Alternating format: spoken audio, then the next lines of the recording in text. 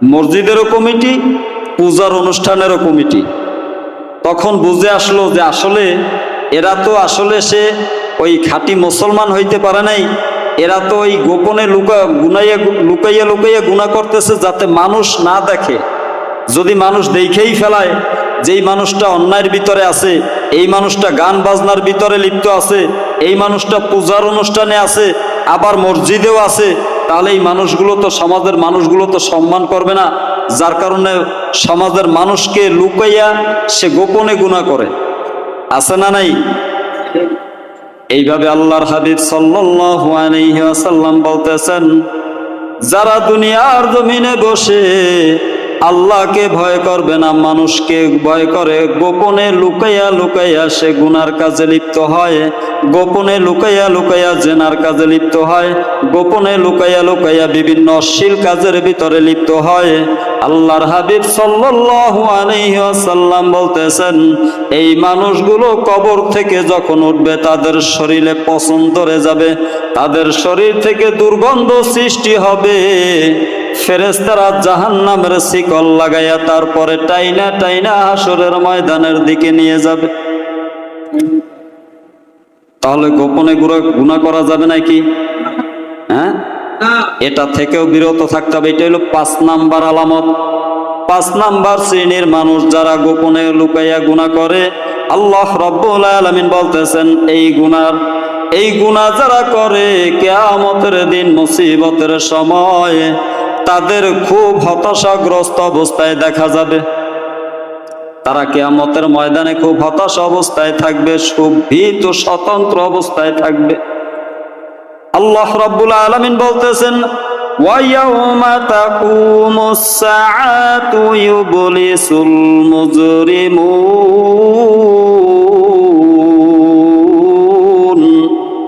আল্লাহ রাব্বুল আলামিন বলতেছেন, আর যেদিন কিয়ামতের অনুষ্ঠিত হবে, কিয়ামতের ময়দান যেদিন অনুষ্ঠিত হবে, সেই দিন ওই অপরাধীরা যারা গোপনে লুকাইয়া গুনাহ করত, যারা অশ্লীল কাজের ভিতরে লিপ্ত থাকত, এই মানুষগুলো কিয়ামতের দিন মুসিবতের সময় হতাশ অবস্থায় থাকবে, পেরেশানির ভিতরে থাকবে, খুব একটা ভয়ের ভিতরে থাকবে।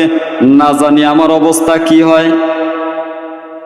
হ্যাঁ, তাহলে গোপনে লুকাইয়া গুনাহ করা যাবে? এই গেল 5 নাম্বার দল। আল্লাহ রাব্বুল আলামিন বলতেছেন, এই মানুষগুলো জাহান্নামের দিকে যখন ওই ফেরেশতারা জাহান্নামের শিকল লাগাইয়া টাইনা জাহান্নামের দিকে নিয়ে যাবে, আল্লাহ তাআলা বলতেছেন, ওয়া নাসুকুল মুজরিমিনা ইলা জাহান্নামা ওয়ারিদ। আল্লাহ তাআলা বলতেছেন, এই সমস্ত পাপীরা যারা দুনিয়ার জমিনে গোপনে লুকাইয়া গুনাহ করে, এই জাহান্নামীদেরকে, এরা সব জাহান্নামী, এদেরকে জাহান্নামের শিকল লাগাইয়া জাহান্নামী ফেরেশতারা টেনে হেঁচড়াইয়া তারপরে জাহান্নামের দিকে নিয়ে যাবে। তাহলে গোপনে লুকাইয়া গুনাহ করা যাবে? এটা থেকেও বিরত থাকতে হবে। যত প্রকার গোপন পাপ আছে, গোপনে লুকাইয়া গুনাহ যত প্রকার আছে, বিস্তারিত আলোচনা করার সময় নেই, সময় কম না, জুমার আলোচনা তো সময় কম। তাহলে গোপনে যত প্রকার গুনাহ আছে এগুলো থেকে বিরত থাকতে হবে।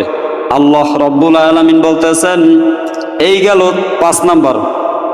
এরপরে 6 নাম্বার, আল্লাহর হাবিব সাল্লাল্লাহু আলাইহি ওয়াসাল্লাম বলতেছেন, এক শ্রেণীর মানুষ কবর থেকে উঠবে যাদের মুখ থেকে শুধু রক্ত পড়বে,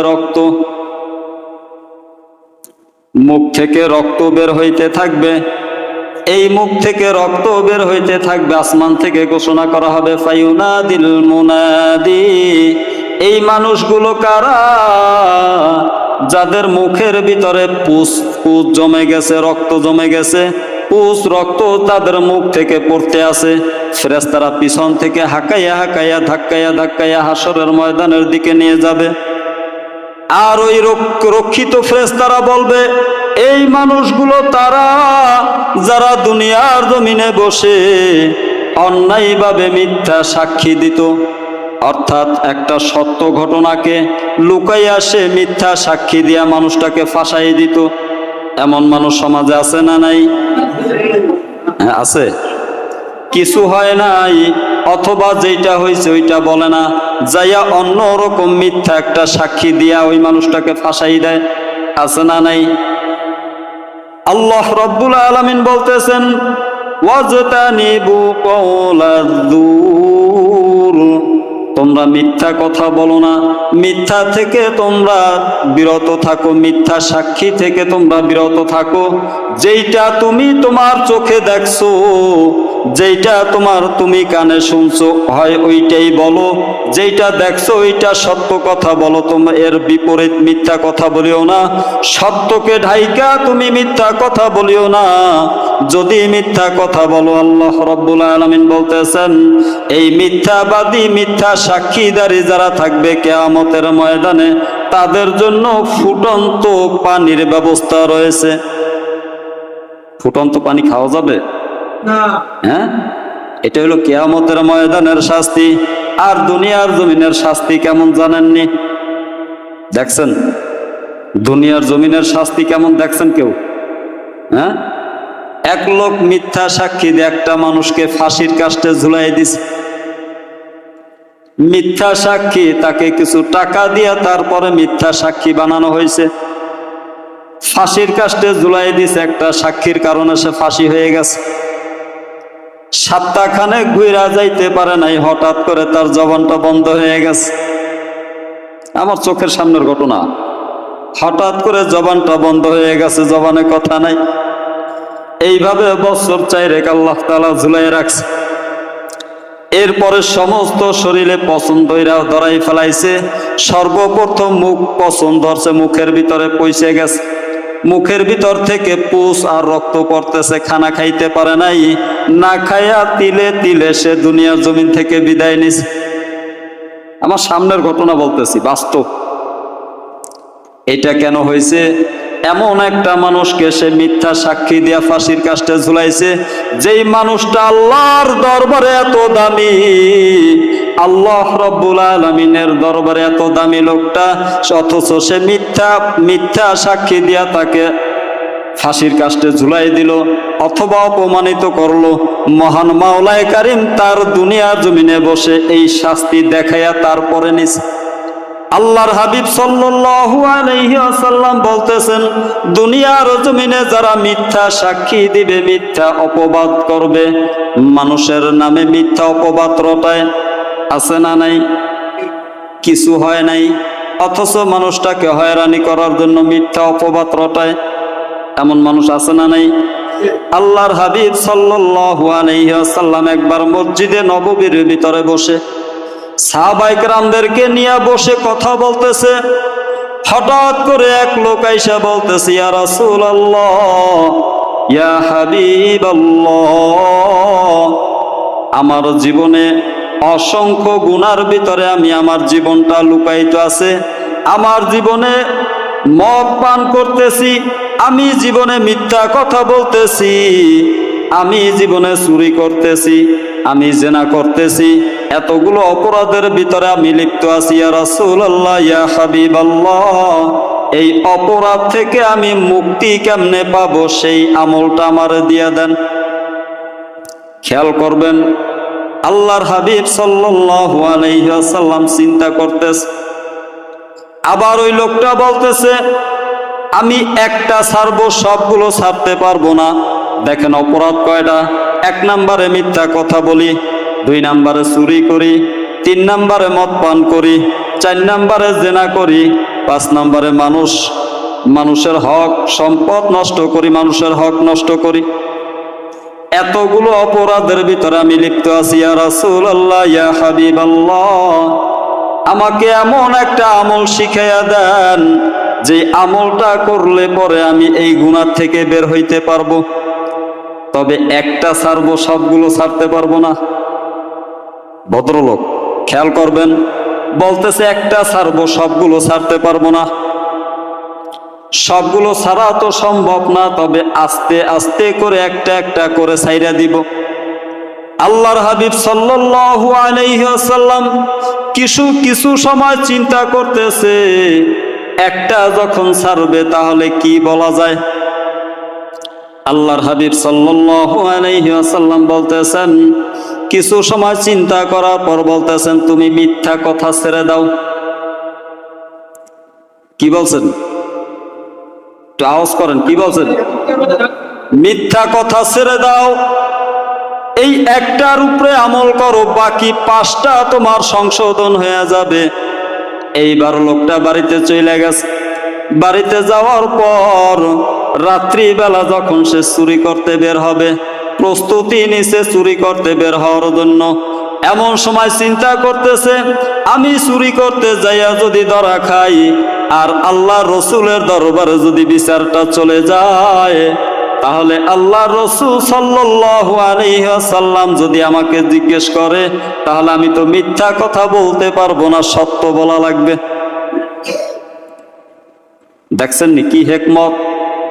এইবার চোর চিন্তা করতেছে, তাহলে চুরি করা যাবে না। আর যদি চুরি করতে যাইয়া ধরা খাই, যদি গৃহস্থ যদি পিটান দেয়, আর যদি বলে তুই চুরি করছো, আর যদি বলি না, তাহলে তো বাঁচতে যাবো। আল্লাহর হাবিব সাল্লাল্লাহু আলাইহি ওয়াসাল্লাম বলছেন মিথ্যা বলা যাবে না, তাহলে সত্য কথা বলা লাগবে।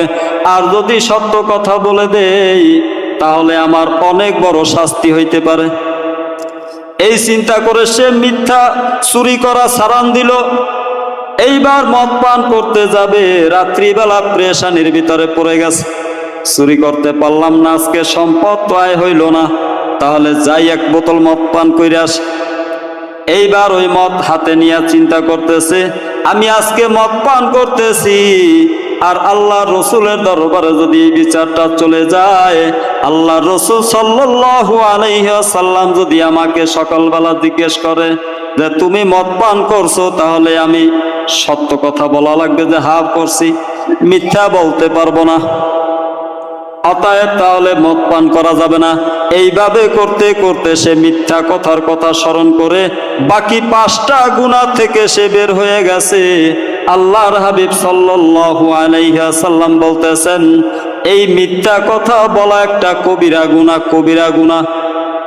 আর যে ব্যক্তি মিথ্যা কথা বলে, তার সমস্ত নেক আমলের ভিতরে ব্যাঘাত ঘটে, সমস্ত নেক আমলের ভিতরে কাসির হয়ে যায়, ওই আমলগুলো আল্লাহর দরবারে পৌঁছে না, ঝুলন্ত অবস্থায় থাকে।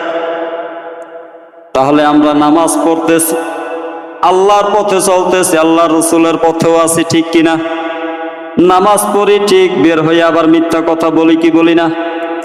হ্যাঁ, আছে না নাই?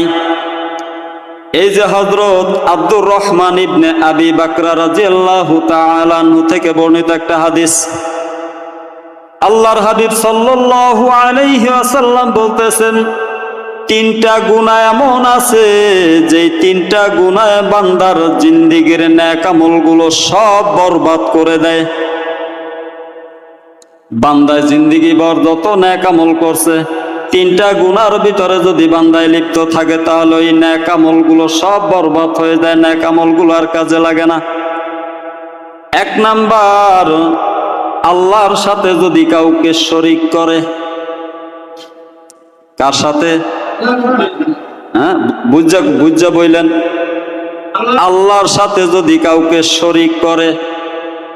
এই আল্লাহর সাথে শরীক করা আমরা মনে করতেছি হিন্দুরা পূজা করে, মূর্তির সামনে মাথা নত করে সে আল্লাহকে শরীক করতেছে, এইটা? হ্যাঁ, আপনার আর আমার ভিতরে কেমনটা শরীক আছে একটু বিবেচনা করেন। হঠাৎ করে আপনি দুধ দিয়া ভাত খাইছেন, এমন সময় ঘন্টা খানিক পরে আপনার পেটের ভিতরে একটা মোচড় দিছে, টয়লেটে যাওয়া লাগবে, টয়লেটে যাই দেখছেন পেট খারাপ হয়ে গেছে, আর বান্দার জবান থেকে বের হয়ে গেছে, আজকে যদি আমি দুধ না খাইতাম তাহলে আমার পায়খানা নরম হইতো না। আছে না নাই? বলে কি বলে না?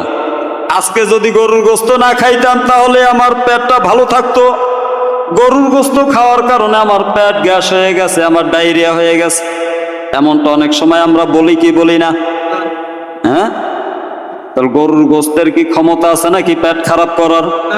হ্যাঁ, দুধের ক্ষমতা আছে পেট খারাপ করার? ক্ষমতা কার? আল্লাহর ক্ষমতা, আল্লাহর। এখন এই দুধ পান কইরা যদি বলি আমি দুধ পান করার কারণে আমার পেট খারাপ হয়ে গেছে, তাহলে ওই যে আল্লাহর সাথে শরীক হয়ে গেল দুধের সাথে। আল্লাহর হাবিব সাল্লাল্লাহু আলাইহি ওয়াসাল্লাম বলতেছেন, এক নাম্বার যারা আল্লাহর সাথে শরীক করে, এই এক নাম্বার গুনার ভিতরে যারা লিপ্ত আছে, তাদের জিন্দিগির আমল, যারা তার জিন্দিগি ভর নেক আমলগুলো করবে, এই আমলগুলো আল্লাহর দরবারে পুষবে না, মাঝখানে ঝুলন্ত অবস্থায় থাকে। এরপরে দুই নাম্বার আল্লাহর হাবিব সাল্লাল্লাহু আলাইহি ওয়াসাল্লাম বলতেছেন, দুনিয়ার জমিনে যারা মাতা পিতার অবাধ্য হয়, মাতা পিতার নাফরমানি করে, খেয়াল করবেন, যারা দুই নাম্বারে যারা মাতা পিতার নাফরমানি করে, নাফরমানি বুঝছেন তো?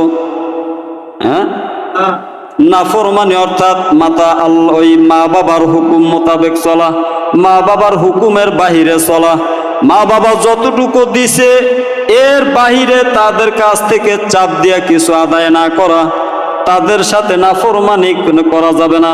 তারা যেইভাবে বলতেছে ওইভাবে চলতে হবে, ঠিক কিনা? বুড়া হয়ে গেছে, মাকে বৃদ্ধাশ্রমে ফেলাই রাখছে, আছে না নাই? হ্যাঁ, যেই মা 2.5 বছর পর্যন্ত দুধ পান করাইছে কত কষ্ট করে,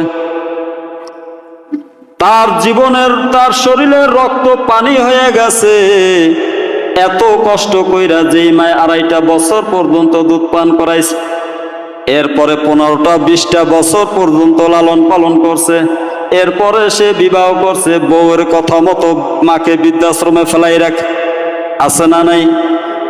আল্লাহর হাবিব সাল্লাল্লাহু আলাইহি ওয়াসাল্লাম বলতেছেন, দুনিয়ার জমিনে বসে যারা মা বাবার অন্তরের ভিতরে ব্যথা দেয়, মা বাবার কলবের ভিতরে ব্যথা দেয়, মা বাবার নারাজ করে, মা বাবাকে নারাজ কইরা জিন্দেগি ভর যত নেক আমল করবেন, আল্লাহর হাবিব সাল্লাল্লাহু আলাইহি ওয়াসাল্লাম বলতেছেন, কোন নেক আমল তার আল্লাহর দরবারে পৌঁছবে না। নাউজুবিল্লাহ বলেন, কোন জায়গা কি বলতে হয় তাও জানি না।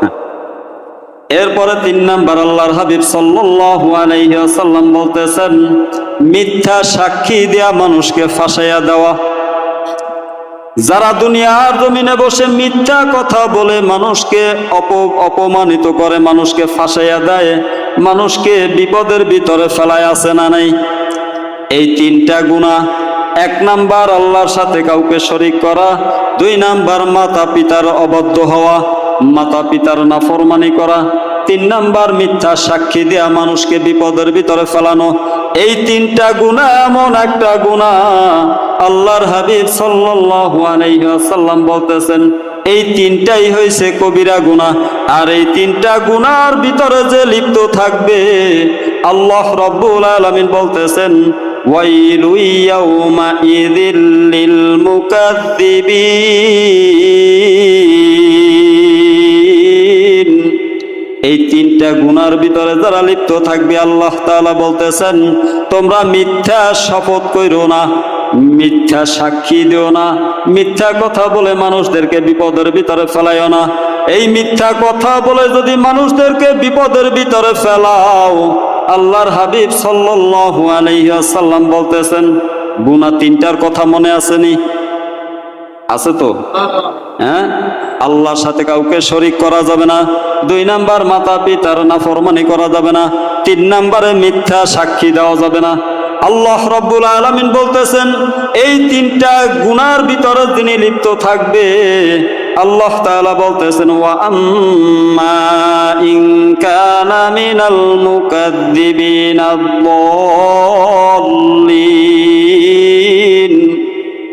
আল্লাহ রাব্বুল আলামিন বলতেছেন, যারা দুনিয়ার জমিনে বসে মিথ্যার আশ্রয় নিবে এবং মিথ্যাবাদী যারা মিথ্যা কথা প্রচার করে, মিথ্যা সাক্ষী দেয়, তাদের অন্তর্ভুক্ত যারা হবে, খেয়াল করবেন, যারা মিথ্যা সাক্ষী দেয় তাদের অন্তর্ভুক্ত হওয়া।